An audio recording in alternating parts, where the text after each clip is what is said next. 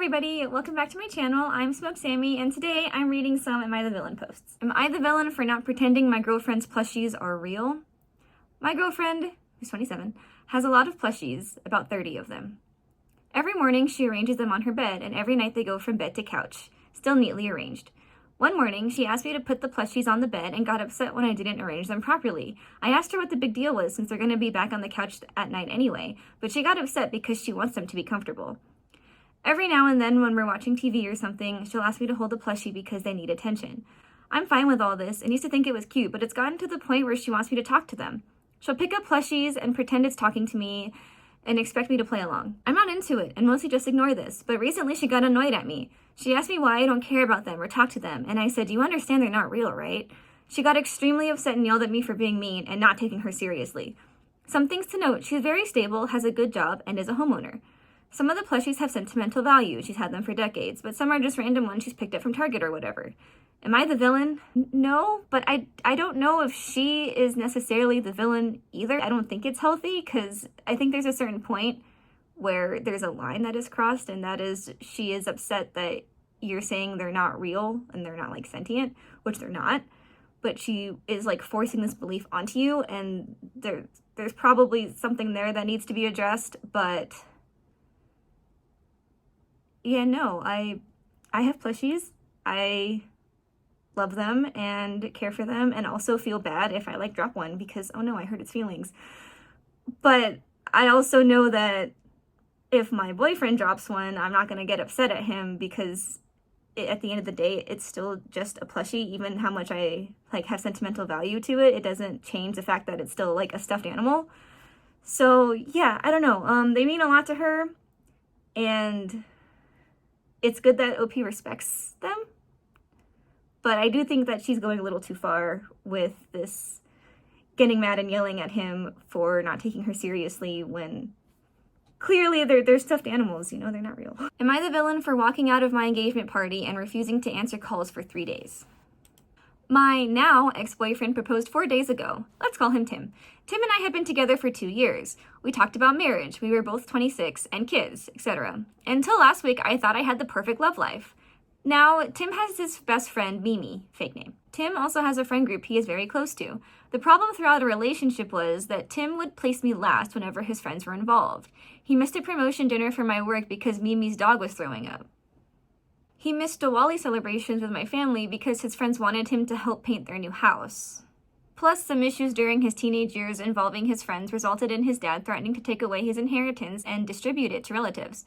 For context, his dad introduced us. Until last year before I left the company, which I joined straight after college, his dad was my boss. I still see him as a father figure and respect him a lot. Now, I have outright told Tim I don't like public proposals. I am very introverted, and having eyes on me during a loving moment will only cause me anxiety. Tim said he understood and promised he wouldn't do one when he proposed. Another thing I told Tim was that Mimi treats me passive-aggressively because I'm kind of an anxious person. I have mild OCD, and asked him not to involve her in our affairs. Tim said Mimi only wants the best for us. I kind of didn't press the issue after he got defensive. Ooh, he got defensive? That's shady. Thursday, after I entered my flat, I was greeted by all of Tim's friends with Tim in a suit and ring in hand. I kid you not, my flat was swarmed. There were people I didn't even know. Before Tim even said anything, Mimi chimed in and said, "Chill, OP, dear God, this is not the time to make that face." Oh God, oh no. No. I saw red. I was having a severe anxiety attack as I don't do well with lots of people. I calmly told them that there would be no proposal and to get the hell out of my flat. They looked like in shock, so I just left my flat with my purse, called my best friend on the way and told her to get them out, and just called a car service and sat in the car, crying, for 2 hours and went to my cabin. I texted my parents so they wouldn't worry and told them not to take Tim's calls, switched off my phone, and stayed there. Luckily, I have enough cash to make a grocery run, and the cabin was used last month. I only switched my phone on when I was calling a car and saw a barrage of calls and texts. I called Tim in the car, and he sounded defeated and kept on apologizing and crying. I told him it was over. Turns out my best friend told his dad, who was so mad, he told him that he would only get half his inheritance. I now feel that I reacted very badly and could have handled it with grace. I might have let my anxiety take over and overreacted, and I cost him his money. Am I the villain? You can't control anxiety attacks. What do you mean? Like, sure, now you could be like, oh, maybe I could have handled that better. But like in the moment, No, you already told him that you don't handle these things well because you have anxiety, and he blatantly disregarded that and proposed in front of all of his friends and a bunch of strangers you don't even know. Like, what did he think was going to happen? He probably didn't think. So, no, not the villain. And obviously there's some incompatibility here. It's not cool to continuously put his friends first for things that aren't nearly as important as the things that you are asking him to be at. So, I'm glad he's not your ex. No, you're not the villain. Am I the villain for refusing to go to my parents' second wedding? This entire situation pisses me off. I have been low contact with both of my parents for a while. The backstory is that they got divorced when I was 13. It was a drawn-out shit show and pretty awful time in my life. To be fair, I know they tried not to drag me into it, but I still ended up having to live with the chaos on top of some otherwise rough teenage stuff, and the whole thing permanently changed my feelings about both of them. I do love them, but I can't see them the same way as before, and they can't accept that, so it's better if I focus on my own life. Both of them dated other people, but none of them stuck, although I got a half-brother out of it. Apparently last year they reconnected and started dating each other. They didn't tell me, which is fair, but they asked to talk to me together while I was visiting for my great-grandma's birthday and announced that they were getting remarried. It was clear that they expected me to be thrilled and for this to fix things. All I could think of is that it made my teenage years so hard just to turn around and, oops, we're back together again, our bad. I congratulated them, but told them not to expect things to change much. Ever since, my mom has been trying to involve me in wedding planning. She wants me to be a bridesmaid. I said no. They asked me to give a speech. I said no. At a certain point, I decided that I really don't even want to go, so I told them last week. They're both very upset and really want me there because they want this to be about the family coming back together. Other relatives have contacted me to talk about it with mixed opinions, but also a lot of be the bigger person and give it a chance. Ugh. I just don't want to go and be thinking about how all of that turmoil was for nothing while everyone else is happy. I don't want them to interpret my attendance as consent to just pretend none of it happened, but I know a lot of people would kill to have their parents back together. Am I the villain? No, you are not the villain. 13 is already a rough time. As you said, there's rough teenage stuff going on, and to have your parents divorce at that time, that's a lot.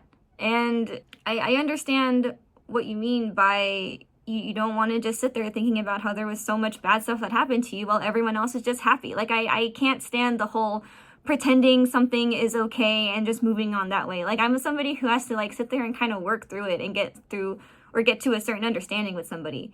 So not the villain. You have every right to not go. They're not understanding that you were the child and you were probably most affected by this, more affected than they probably were. Not to say that they weren't affected at all, because divorce is a big change, but they're not seeing your perspective from it and how hard it was for you to go through. No, I'm sorry you're going through this, OP. No, you're not the villain. And I also don't like the family members being like, be the bigger person, give it a chance. Like, you weren't involved. Don't do that. Why is it up to OP to be the bigger person? She was the child in this situation. It's up to the parents to be the bigger people. Am I the villain for not caring about my wife changing hairstyles? My wife keeps her hair in curls, like basically all the time. My wife has a lot of hair, and recently, like yesterday, she straightened it. When I saw it, I said, I like the style, and just went back to what I was doing. She said, really? And said that my reaction was kind of bland. I like it, and I told her that. I don't know what else she wanted me to say. Nothing about that is bland. She then says, okay, but you made it sound like you give the least amount of care as possible. So I said, I'm sorry, in more of a question way, and she just said whatever, and then I'm not getting it. I asked her later, and she said a little more affection would be appreciated, but I'm not getting it here. Am I the villain?